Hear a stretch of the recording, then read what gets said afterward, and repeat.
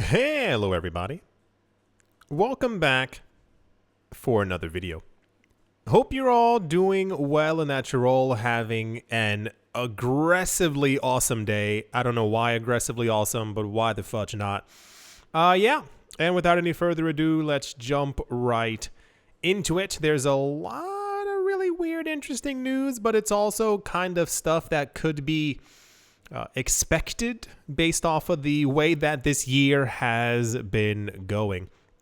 The strategist of global investment giant Franklin Templeton has predicted that every single country's national treasury will be holding Bitcoin, and that the leading cryptocurrency will become the fundamental unit of transaction. So this is a very near and dear conversation to my heart, in that a number of years ago this would have seemed completely insane. Someone saying that this brand new coin, this brand new currency, this thing called Bitcoin that seemingly came out of nowhere 3, 4, 5 years ago will one day be held by every single country on the planet. When I first began to look at the cryptocurrency market, this was one of the mainstream things that was kind of out there. And I mean, even before talking about price rises and stuff like that, I was trying to figure out what it was and why so many people were actually into it. And a lot of the earliest Bitcoin maximalists kind of had the exact same mindset over and over. They claimed, at least at the time, they did not care where the price went, how high the price went, but it was more of they foresaw that if this experiment continued, if more and more people got into the network, got into the market, got into the space, owned fragments of Bitcoin, all those things, as Bitcoin is extremely scarce, then at some point governments would kind of pick their heads up and go, it actually is extremely scarce. And this was a world where Bitcoin was still 4 figures. And I was still peering in from the side being like, what's going to happen to this market? In my mind, I'll even tell you the truth. I expected, in my mind back then, I was expecting Bitcoin hits 8,000 and governments panic and completely start buying it. There was no concept of a $1 million Bitcoin in my head at that point.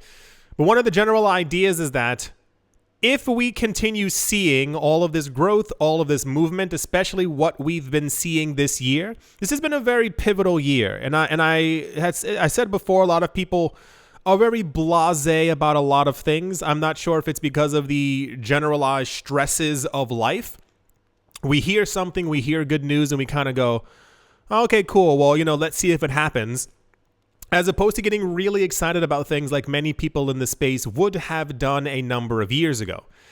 The idea of one country buying Bitcoin back in the olden days was what?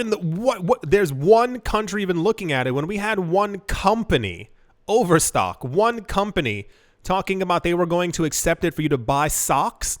That sent everyone into a frenzy. Hearing one country's into it is amazing. Hearing dozens are already into it, already buying, they're holding tons of Bitcoin, and they're mining Bitcoin has become something like a bit of let's see where Bitcoin's price goes. As everyone, I think a lot of people have been more or less conditioned and kind of hypnotized into believing that price is the most important thing as opposed to actual adoption. Yes, we all want to profit from the market, but understand that if the adoption rate continues as it has or increases magnitudes higher than we expect it to actually go, the price will become a background thing, in that you will essentially be seen as a bit of a financial genius. You got Bitcoin back in 2021?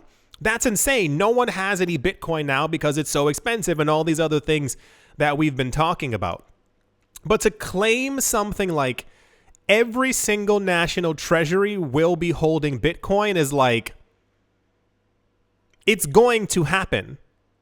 But it's not like I'm some superhuman who has perfect foresight and things like that. But a lot of people in crypto, I really don't understand the concept of being able to read, absorb crypto news, documentaries, and seeing the news daily. As you know, a lot of you are here daily. Hello to a lot of you. I assume you get it, but the fact that this is still like a question mark in a lot of people's minds, like even the idea, for those of you who don't know, the U.S. has a lot.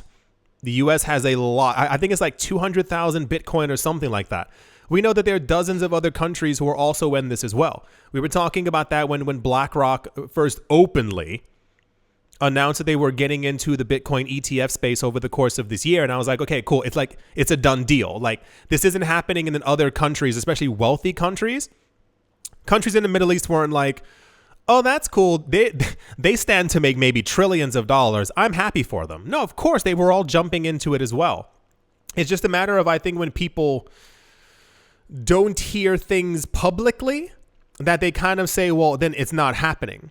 And my question also becomes, well, you know what kind of planet we live on. You know that all governments aren't going to be as transparent as we would always like them to actually be. This is why the idea of MicroStrategy buying Bitcoin became so big, because they were public about it. And I was like, if for every one public, there's probably 15 unpublic companies who are also accumulating as well. Just because you don't hear about it and aren't reading about it and aren't seeing it on this channel doesn't mean that it's not actually happening. Especially when you have like someone as large from a company as Franklin Templeton. We've had analysts before from JP Morgan Chase. We've had people from associated with BlackRock and what have you. And they tell us like openly on TV, they're like, yeah, like this is going to be very big. We're expecting Bitcoin to become a world currency, if not the world currency. We're expecting Bitcoin to do all these different things. And everyone's like, well, the price is still below 50,000. Let's see if it does anything. And it's like, well, you can stand there all you want and not really understand exactly what's taking place, especially when we hear that, was it 93% is being held by, the largest wallets on the planet. But I guess, hindsight and all that, people will be able to see what happened in the future. In an interview on a YouTube channel by someone called Natalie Brunel, a woman by the name of Sandy Cowell, Kaul, the head of the cryptocurrency sector and advisory services at Franklin Templeton, mentioned that nation states are starting to adopt the biggest cryptocurrency by market value. A lot of the times people will say, what's that country? Oh, what's the one that adopted it? It's not Venezuela. Colombia? El Salvador. I was going to get there. I was going through all the countries on the map. El Salvador, that usually tends to be like one of the only ones that people go, well, and it's just El Salvador. If you've been here for the cryptocurrency news over the course of the last 2 years, it's actually nearly every country who is under sanctions. And we got this news, I believe, the early times of last year, where we heard allegations that I think there was a slew of 6 countries who are apparently trading Bitcoin amongst themselves to basically see if it worked, if they would be able to do it. And then I believe it was Iran, I think that's what it was, who announced that they were using Bitcoin for imports and exports. You can also Google it and look it up. You'll find it very easy. Like type in like country using Bitcoin for imports and exports and you'll find it. And then we started getting a lot of other information about other countries who were also buying it as well. And I understand not knowing the entirety of a country's history. But if you look at the economics of a lot of these countries and what their leaders usually do monetarily, it's clear that they're also buying or have at least some behind the scenes as a just in case.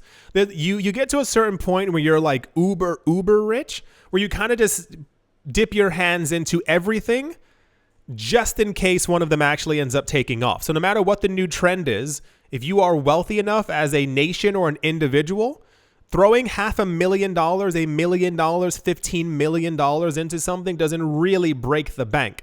And that's where I think a lot of the difference is between like let's be honest here, like with the mindset from like the uber wealthy to like the average person is. It took me years to really I had to be in the financial space and the cryptocurrency space for a long time to really get this into my head.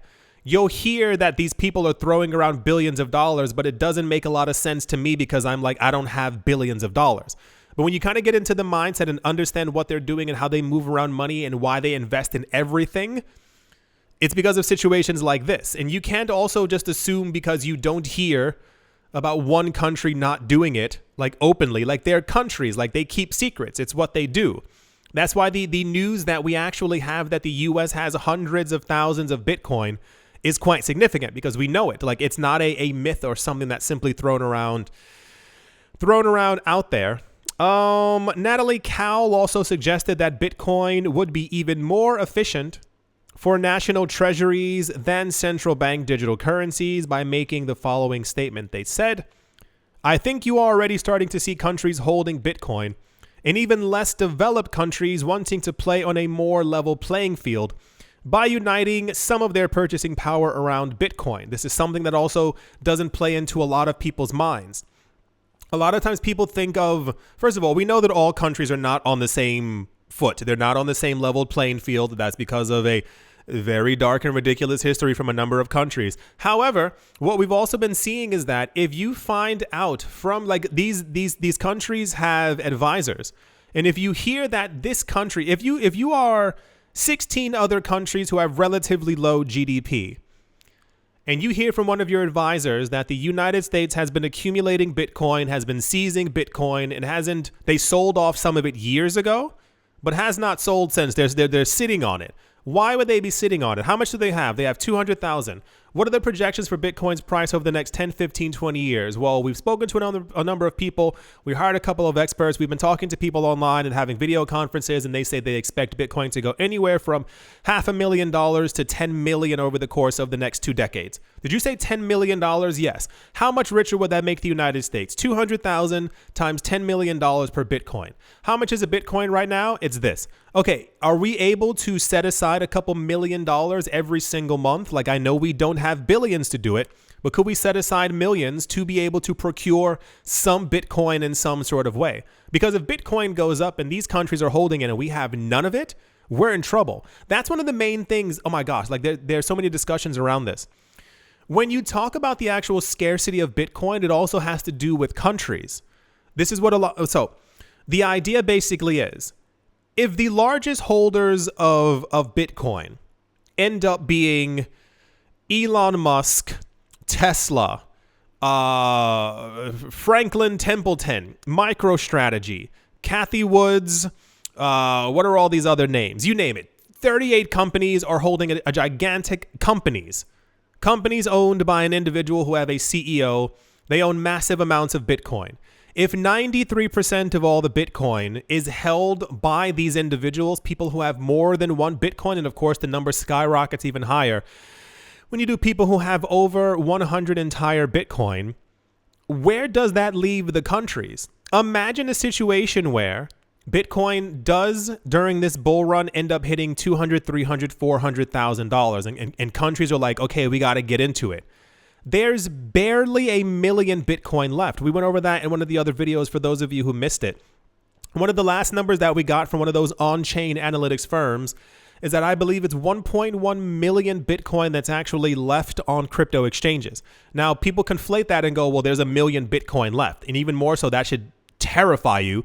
If there's only ever going to be 21 million, we've mined 19.5 million, and the halving is coming up and there's only 1 million left. The other idea is that crypto on those exchanges isn't liquid. The people who have their crypto on there are just simply keeping it on there as another safe place while they have ledgers, while they have a home computer and all these other things, or they have their crypto in different places. So realistically, what if 50% of that Bitcoin isn't actually liquid? What if that then only leaves us with 400 to 450,000 Bitcoin for 8 billion people on the world? Now, think even deeper. What if countries decide we each need 20, 30, 40,000 Bitcoin because the US has 200,000? There's not 20, 30, 40,000 Bitcoin for each of these countries. There's barely 4,000 for each of them as it stands right now.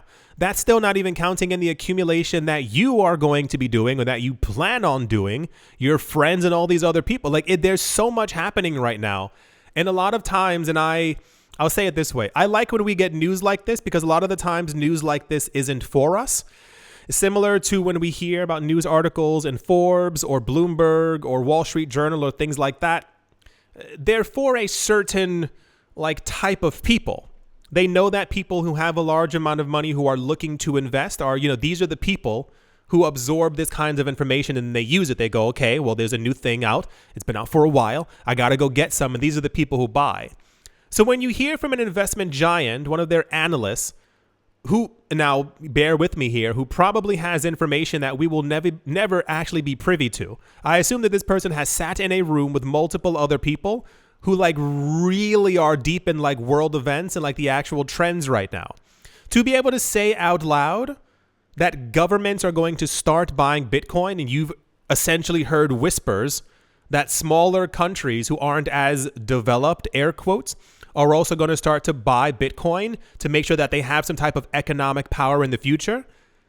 That's insane. That, like, where does that leave other countries then? If, like, now this is going to sound a bit weird, but imagine this scenario, but backwards. Imagine it's the year 2047, and you're sitting there as a country and you go, in 2023, we should have been buying as much Bitcoin as possible. Well, how many Bitcoin do we have? We have 127 Bitcoin. That's it for the whole country? Yeah, that's all. That's our purchasing power. You sit there and you have to extrapolate in the year 2023 as a company. What as a country, what exactly do we need to be prosperous in the future?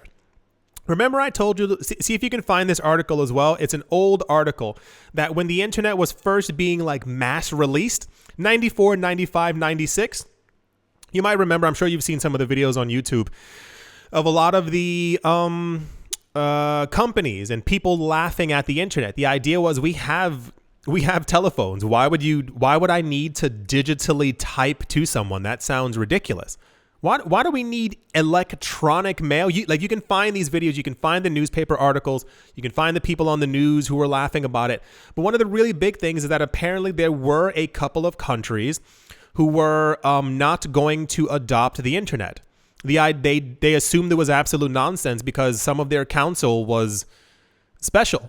So there were countries who were told, well, people might not need this. You can even find an article, this was a long time ago, where someone projected that across the entirety of the US, there was maybe a need for 100 computers. You can find it. It's a very popular article because it seems completely nonsensical now. Our phones and our tablets and our laptops are everywhere. Our phones are hyper strong computers, especially compared to what we had in the late 90s, what have you. So imagine there had been a country or dozens of countries who had never adopted the internet. And I believe on the list that France was one of them. Like they were in discussions to why do we need this? Like, why should we build up infrastructure for it? Imagine in the year 2023, how archaic your country would look if you had no internet, you had no Wi-Fi, you had no touch screens. You had no computers. It would look like super quaint and beautiful, but you'd be like, okay, can we go home after 3 days because you can't do anything? Now imagine the countries right now who have banned crypto, and not China because you can still own crypto. You just can't trade it. You can sell it over the counter and buy it over the counter, but you cannot trade crypto. But there are other countries in Southeast Asia and Africa where they've banned it.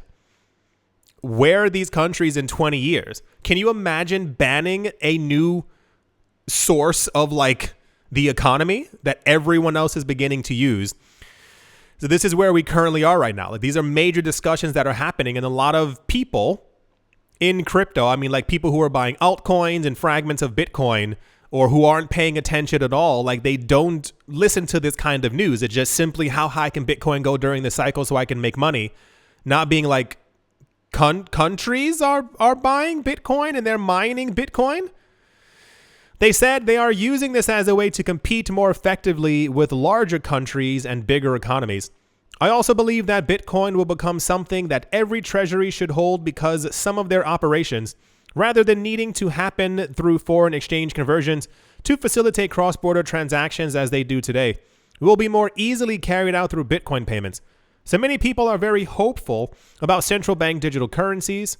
I think they will create a lot of efficiencies, but they will still require the full transition and translation and exchange rate risk You carry from country to country. The idea of a central bank digital currency, I told you that all before, and banks having stable coins is literal nonsense because there's so many fragmentations in it. It's one thing, I'll say this way. It's one thing to be a world economic power and basically tell everybody else that they have to use the US dollar or that every back end transaction has to finish in the US dollar. But if every bank in every country has a central bank digital currency stablecoin, there's going to be hundreds of them.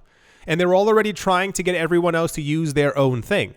If you have one common currency, especially a digital one that can be there's no need to swap against it. You don't swap Bitcoin against Bitcoin. You simply just use the actual Bitcoin. It's far more efficient. You build up the Lightning Network and everyone can use the exact same thing. But the major problem is that countries don't want to give up that power.